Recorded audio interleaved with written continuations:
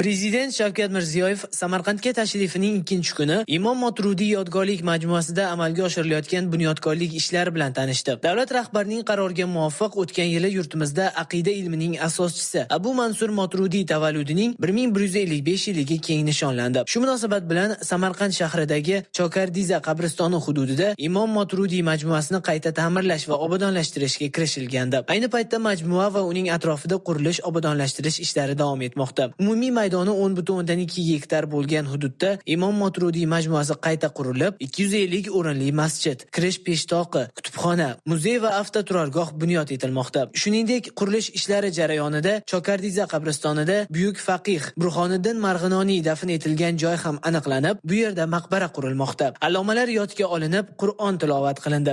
Walhamdulillahi robbil alamin. Allohumma salli ala sayyidina Muhammadin va ala alihi va sahbihi ajma'in.